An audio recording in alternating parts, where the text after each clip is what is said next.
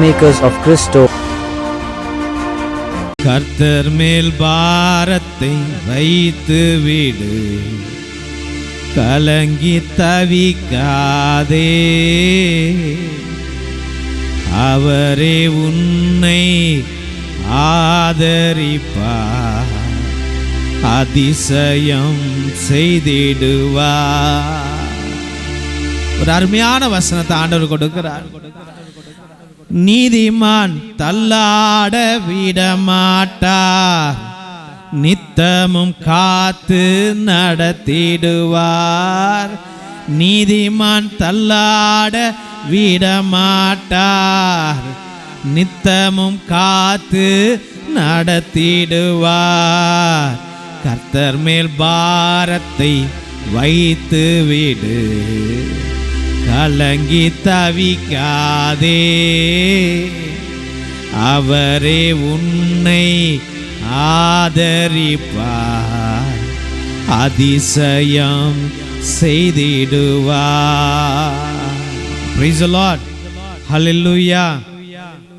இயேசுவில் அன்பார்ந்த சகோதர சகோதரிகளே, இன்றைய நாளிலே 3 வாசகங்கள் நமக்கு திடனை கொடுக்கிறது, பலனை கொடுக்கிறது, வழிகாட்டுகிறது, நமக்கு நல்லதை கற்றுக் கொடுக்கிறது, நீதிக்கு உறுதிமொழியை கொடுக்கின்றது. முதல் வாசகத்தில் பார்க்கின்றோம், மலாக்கியிலே ஆணவக்காரர் கொடுமை செய்வோர் அனைவரும் அதனுள் போடப்படுவர், வரப்போகும் அந்த நாள் அவர்களுடைய வேரையோ கிளையையோ விட்டு வைக்காது என்று கூறப்படுகின்றது. இயேசுவில் அன்பார்ந்தவர்களே, விடுதலை பயணத்தில் நாம் பார்க்கின்றோம், இஸ்ராயல் மக்கள்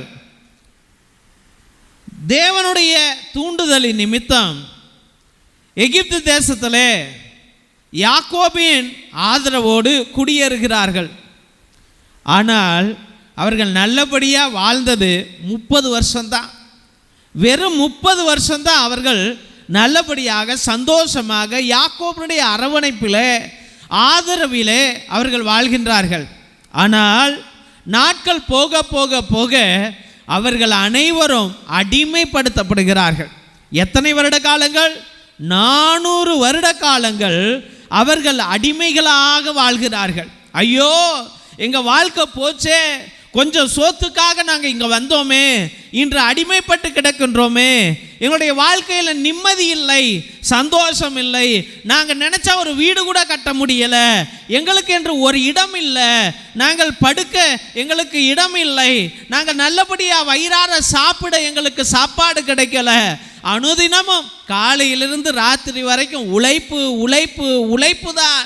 ஐயோ, எங்கள் குடும்பத்தில் என் மனைவி பிள்ளைகளோடு உட்கார்ந்து கூடி பேசக்கூட முடியலையே. இந்த சேவகர்கள் எங்களை அடிமைப்படுத்துகிறார்கள், அடிக்கிறார்கள், தண்ணீர் கூட கொடுப்பது இல்லை, வேலை வேலை என்று வேலை வாங்கி எங்களுடைய இரத்தங்களையும் எங்களுடைய வியர்வைகளையும் பிசுக்குகிறார்களே என்று கண்ணீர் விட்ட ஜனங்கள் ஒரு நாள் இல்லை, 2 நாள் அல்ல, 10 வருடம் அல்ல, 20 வருடம் அல்ல, 400 வருடங்கள் தலைமுறை தலைமுறை தலைமுறையாக இந்த கொடுமையை அனுபவித்து கொண்டே இருக்கிறார்கள் தெய்வ பிள்ளைகளை. அதுதான் மலாக்கி சொல்லுகின்றார், ஒருவர் வருவார், ஆனால் என் பெயருக்கு அஞ்சி நடக்கிற உங்கள் மேல் நீதியின் கதிரவன் எழுவான் என்று. அந்த நீதியின் கதிரவனுக்காக விடுதலை பயணத்திலேயே எதிர்பார்க்கிறார்கள் இஸ்ராயல் மக்கள். யாரும் வல்ல. ஆனால் அவர்கள் ஜெபங்களையும் அவர்களுடைய எதிர்பார்ப்புகளையும் விட்டார்களா? இல்லை. அவர்கள் தொடர்ந்து ஜெபித்து கொண்டே தான் இருந்தார்கள். தெய்வ பிள்ளைகளே, ஒரு சின்ன ஒரு நிகழ்வு, உண்மை கதை. ஒரு சகோதரியானவள் மேரி என்றவள், 73 வயது.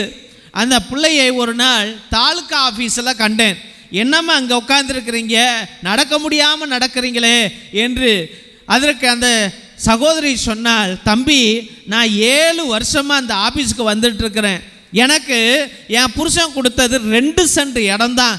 அந்த இடத்த ஒருத்தன் பிடிச்சிக்கிட்டான், அவன்கிட்டேருந்து நான் மீட்கணும் என்று 7 வருடமாக இங்கே வந்து எல்லா ஐயாக்கள்கிட்டையும் மனு கொடுக்கிறேன், ஆனால் யாரும் அதை மீட்டு கொடுக்கலையே என்று. கொஞ்ச நாள் கழித்து நான் கேள்விட்டேன், அந்த சகோதரி மரித்து போனாள் என்று. தெய்வ பிள்ளைகளே, இந்த உலகம் இப்படிப்பட்ட உலகம் தான். அநியாயக்காரர்கள், சூழ்ச்சிக்காரர்கள், ஏமாற்றுக்காரர்கள், திருடர்கள், பொய்யர்கள், விபச்சாரிகள், மதுபோதகர்கள், இவர்கள் மத்தியிலே நாம் அனைவரும் வாழ்ந்து கொண்டு இருக்கின்றோம். இந்த உலகத்தில் நீதி கிடைப்பதில்லை, நியாயம் கிடைப்பதில்லை, உண்மை இல்லை, பகிர்வு இல்லை, பாசம் இல்லை, ஏற்றுக்கொள்கிற மனத்தன்மை இல்லாமல் போய்விட்டது. அதனால்தான் மலாக்கியிலே சொல்லுகின்றார் ஆண்டவர், அவர்கள் வேரோடு அறுக்கப்படுவார்கள், அவர்கள் வேரோடு அறுக்கப்படுவார்கள் என்று 2வது வாசகத்தில் பார்க்கின்றோம். பவுலடிகளாரும் சொல்லுகின்றார், உழைக்கிறவனுக்கு தான் சாப்பாடு, உழைக்கிறவன் மட்டும்தான் உண்ண முடியும். நீ ஏமாத்திக்கிட்டு மற்றவர்களிடம் மோசம் பண்ணிக்கிட்டு அவர்களிடமிருந்து அபகரித்து கொண்டு அவர்களை தகர்த்தெறிந்து அவர்களை வேரோடு அழித்து விட்டு அவர்கள் நிம்மதியை கெடுத்து, குடும்பத்தை கெடுத்து, அவர்களுடைய உழைப்பை கெடுத்து, அவர்களுடைய உழைப்பின் நிமித்தம் அந்த பணத்தை எடுத்துக்கொண்டு நீ வாழ்ந்தால் உன்னால் வாழ தகுதி இல்லை என்றுதான் அர்த்தம் என்று ஆண்டவர் நமக்கு வெளிப்படுத்துகின்றார். அதை தான் தெய்வ பிள்ளைகளே நம்ம சுவிசேஷத்தில் பார்க்கின்றோம். இயேசுநாதர் என்ன சொல்லுகின்றார்? ஒரு காலம் வரும், அப்போது கற்கள் ஒன்றின் மேல் ஒன்று இராதபடி இவையெல்லாம் இடிக்கப்படும். இன்னைக்கு எத்தனையோ பேர் நினைக்கலாம், நான் நல்லா படித்து பெரிய அதிகாரியாக இருக்கிறேன், நான் கலெக்டராக இருக்கிறேன், நான் போலீஸாக இருக்கிறேன், நான் தாசில்தாராக இருக்கிறேன், நான் விவோவாக இருக்கின்றேன், இல்லை நான் டீச்சராக இருக்கிறேன், ப்ரொஃபஸராக இருக்கிறேன், பிரின்ஸ்பாலாக இருக்கிறேன், இல்லை டாக்டராக இருக்கிறேன், நர்ஸாக இருக்கிறேன், எனக்கு எந்த விதமான குறை இல்லை. ஏனென்றால் எனக்கு வருவது கவர்மெண்ட்டு சம்பளம், எனக்கு நிறைய வருமானங்கள் வருது, நான் பெரிய பெரிய கம்பெனியில் சிஓவாக இருக்கிறேன், நான் பெரிய கம்பெனியில் மேனேஜராக இருக்கிறேன், எனக்கு நிரந்தர வருமானம் வந்துகிட்டே இருக்குது என்று நீ நினைக்கலாம். நீ ஒரு கோட்டையை கட்டி வைத்திருக்கலாம், உன் பிள்ளைகளை நான் செட்டில் பண்ணிட்டேன் என்று நினைக்கலாம், எனக்கு பல வருடங்களுக்கு சேவிங்ஸ் அக்கௌண்ட் வச்சிருக்கிறேன் என்று சொல்லலாம், எஃப்டி வச்சிருக்கிறேன் என்று சொல்லலாம், மருத்துவ காப்பீடு கட்டிவிட்டேன் என்று சொல்லலாம், எனக்கு எந்த விதமான பிரச்சனைகள் இல்லை, என்னை அசைக்க கூட யாராலும் முடியாது என்று நினைக்கலாம் தெய்வ பிள்ளைகளே. ஆனால் ஆண்டவர் என்ன சொல்லுகின்றார்? அந்த இடத்துல அவர்கள் கவின்மிகு கற்களாலும் நேர்ச்சை பொருட்களாலும் கோவில் அழகுபட்டிருக்கிறது என்று சிலர் பேசிக்கொண்டிருந்தனர்.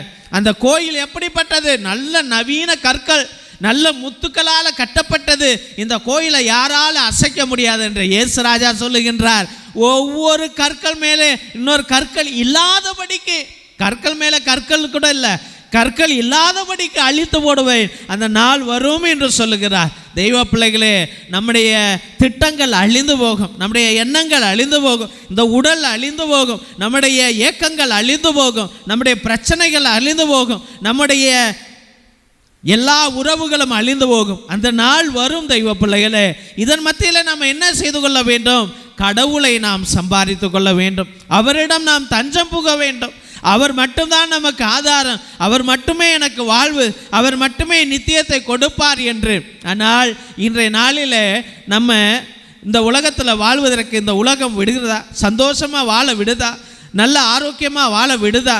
நம்ம பிள்ளைங்களோடு வாழ விடுதா?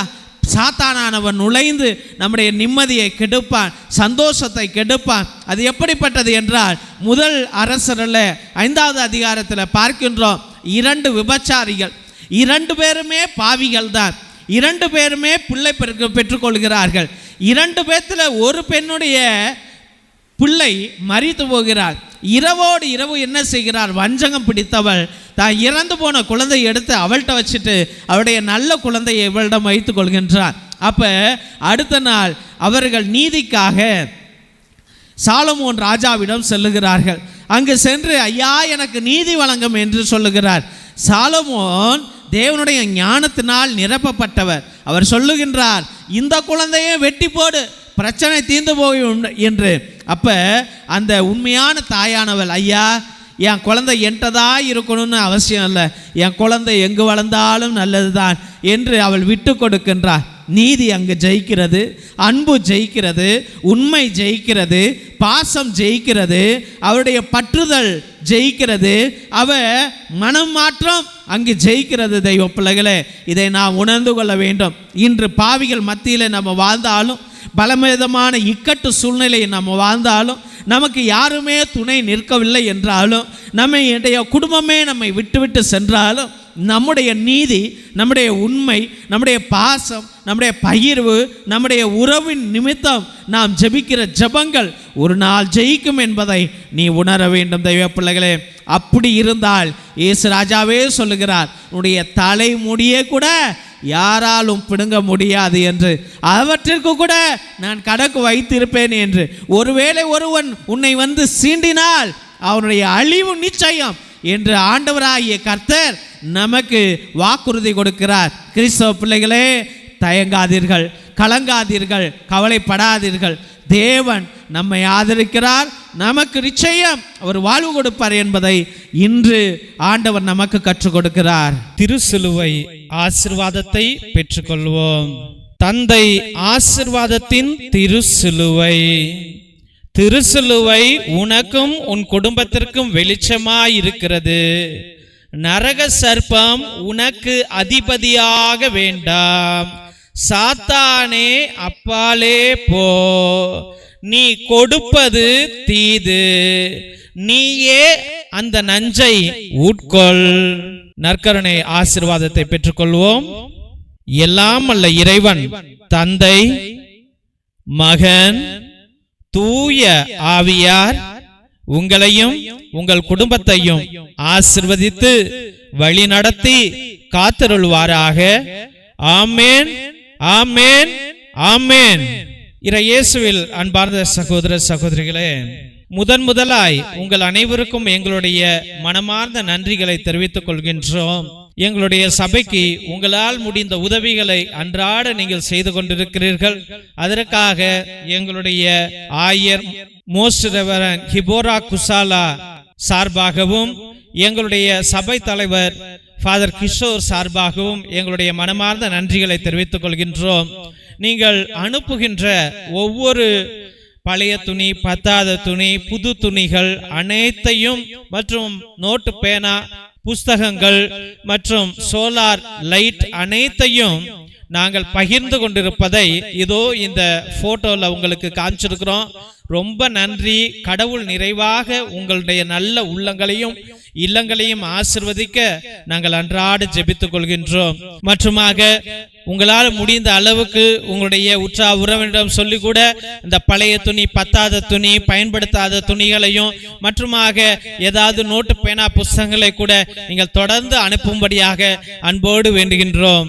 மற்றுமாக தெய்வ பிள்ளைகளே, ஒரே குருவானவர் ஃபாதர் டேவிட், அதாவது நான், ஒவ்வொரு நாளும் மதியம் 3 மணியிலிருந்து 5 மணி வரைக்கும் உங்களுக்காக இறை இரக்கத்தின் ஜெபமாலை, நேர்த்தி திருப்பலி, கிரகோரியன் மாஸ், ஆராதனை, உன்னத திருப்பலியை ஒரே குருவானவராக ஆண்டவருடைய சந்நிதியிலே ஆண்டவரோடு பேசிக்கொண்டு உங்களுக்காக ஜெபிக்கிறேன். நீங்கள் கொடுக்கிற அந்த 100 ரூபாய்க்கு நியாயமான காரியங்களை நாங்கள் எங்களால் முடிந்த அளவுக்கு செய்கிறோம். அதனால தெய்வ பிள்ளைகளே, நீங்கள் அனைவரும் நேர்த்தி திருப்பலி, அதாவது உங்கள் விண்ணப்பங்கள் நிறைவேறவில்லை என்றால் 3 திருப்பலி, 5 திருப்பலி, 7 திருப்பலி, 9 திருப்பலி, 12 திருப்பலி, 21 திருப்பலி, 30 திருப்பலி, 33 திருப்பலி என்று நீங்கள் அர்ப்பணிக்கலாம்.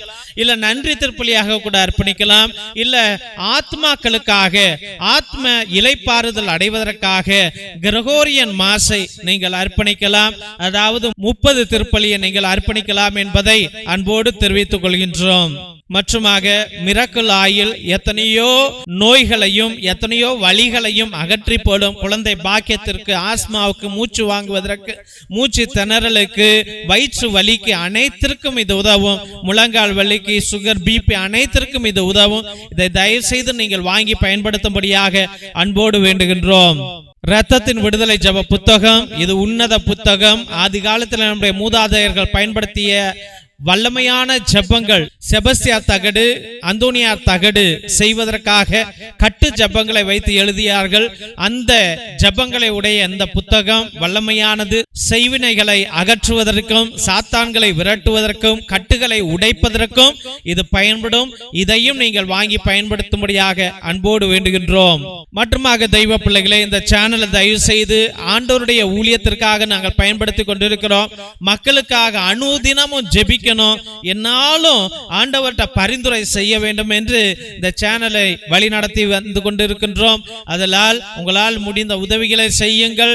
மற்றுமாக தெய்வ பிள்ளைகளே, இந்த சேனலை சப்ஸ்கிரைப் பண்ணுங்க, இதை ஷேர் பண்ணுங்க, உங்கள் தெரிஞ்சவங்கள்ட்ட சொல்லி ஒவ்வொரு நாளும் மதியம் 3 மணியிலிருந்து 5 மணி வரைக்கும் நடக்கும் ஜெபத்திலே கலந்து கொள்ளும்படியாக அன்போடு வேண்டுகின்றோம். Praise the Lord. God bless you all.